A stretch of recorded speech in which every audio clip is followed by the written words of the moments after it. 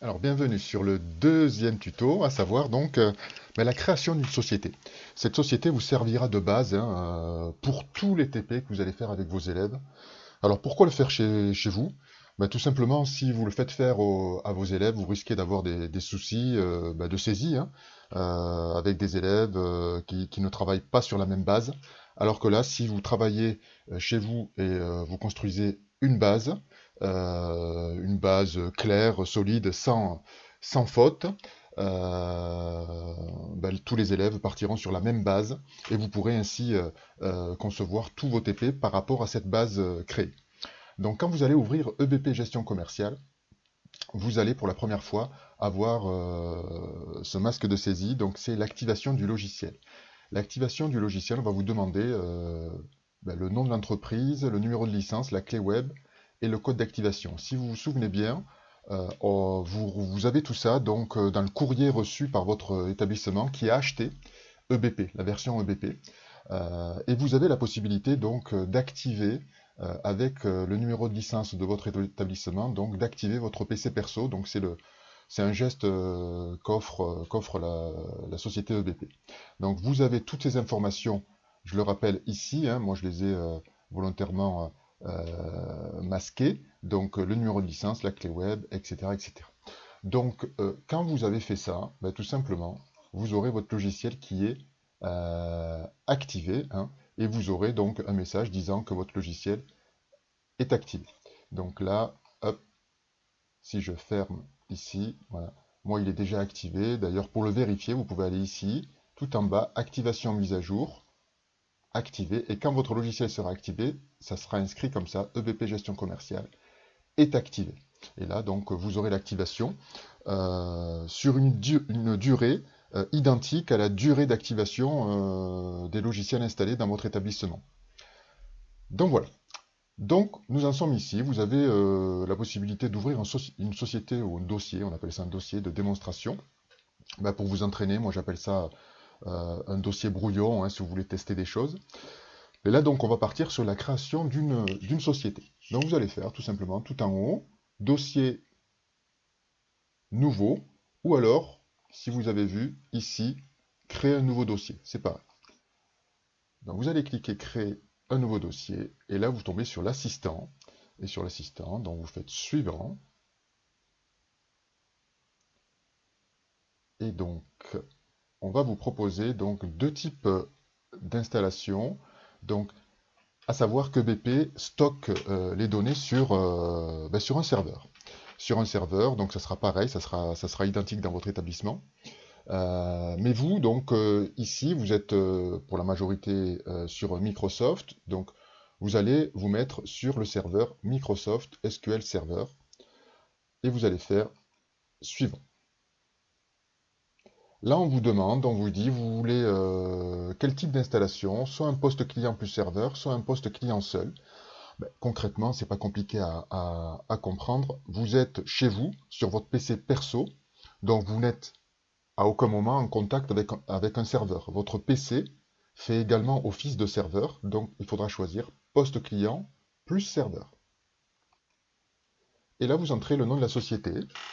Alors moi, je vais travailler sur une société qui s'appelle Madagascar. On a utilisé donc et on a vendu des produits malgaches lors d'une vente avec mes élèves de CAP. Donc je vais créer cette base. Alors bien entendu, je ne vais pas tout mettre. Il y aura certainement des TP où il y aura des créations de nouveaux clients, de nouveaux fournisseurs, de nouveaux produits, nouvelles familles de produits, des modifications d'adresses, de fournisseurs, de délais. Mais il faut tout de même créer une base dès le début. Donc vous allez faire suivant.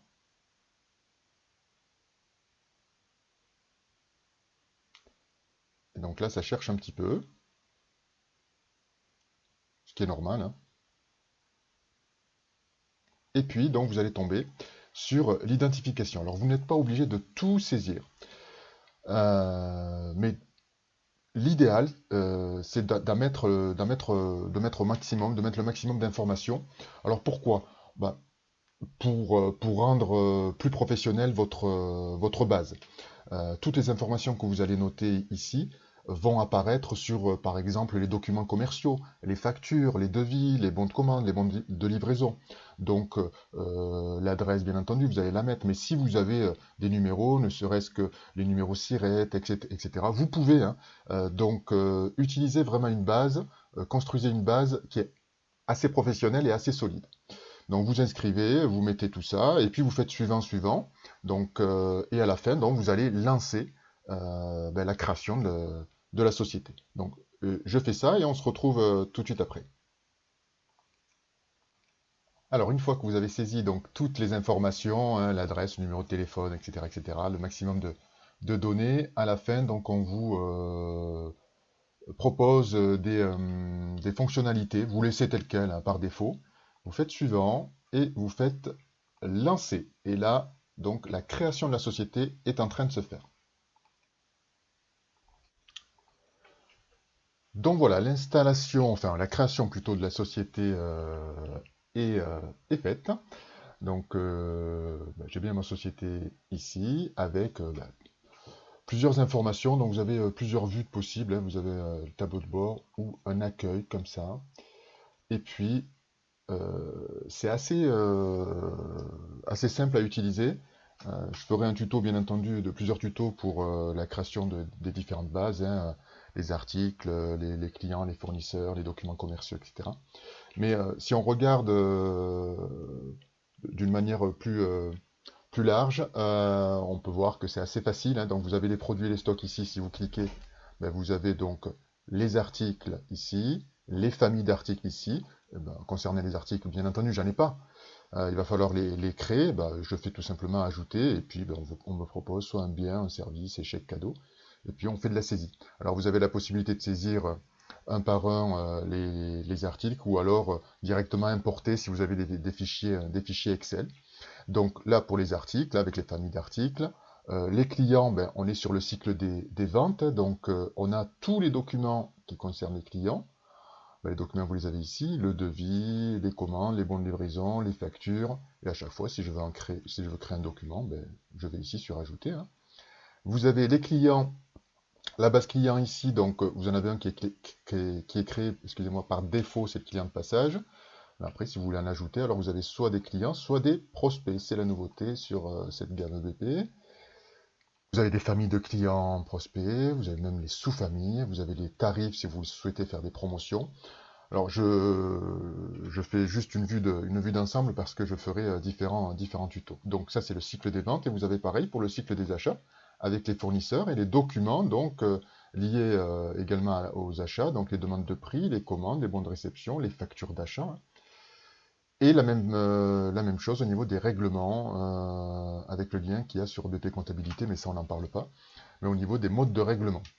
Donc là, vous êtes sur ce qu'on appelle le back-office. Donc le back-office, c'est derrière la caisse, donc quand on n'est pas face au client. Quand on est face au client, c'est le front office. Donc le front office est intégré, c'est ce qu'on appelle le point de vente, donc quand on est face au client, donc le travail de caisse, qui est directement intégré. Ce qui veut dire que toutes les modifications que vous faites sur le back-office, un exemple, hein, si ici sur un produit, je modifie le prix d'un produit, automatiquement ça se mettra à jour sur le front office, c'est-à-dire sur mon travail de caisse. Et le lien se fait assez rapidement, donc regardez si je vais sur le point de vente, donc j'ai les mêmes choses, les clients, et j'ai également mes produits avec mes articles. Là j'en ai pas, hein, il va falloir que je fasse la saisie. Si je veux basculer vraiment sur l'écran de caisse, j'ai le bouton ici, je clique ici, et là je suis, vous voyez, sur la caisse, j'ouvre ma caisse, et là donc tout de suite on va me dire, ouverture de la caisse, donc quel est mon fond de caisse, donc combien j'ai de pièces de 1 centime, etc., etc. Je fais OK, et ma caisse est ouverte. Si je veux revenir sur, vous voyez le fameux back-office, je reviens sur mon back-office, et là je peux consulter également tout mon back-office, concernant mes stocks, mes clients, mes fournisseurs, etc. Donc quand vous aurez saisi quelques clients, quelques fournisseurs, quelques documents commerciaux si vous voulez, surtout votre base article, vos familles d'articles, quand vous aurez fait tout ça, vous aurez une base solide et vous pourrez l'utiliser avec vos élèves. Vos élèves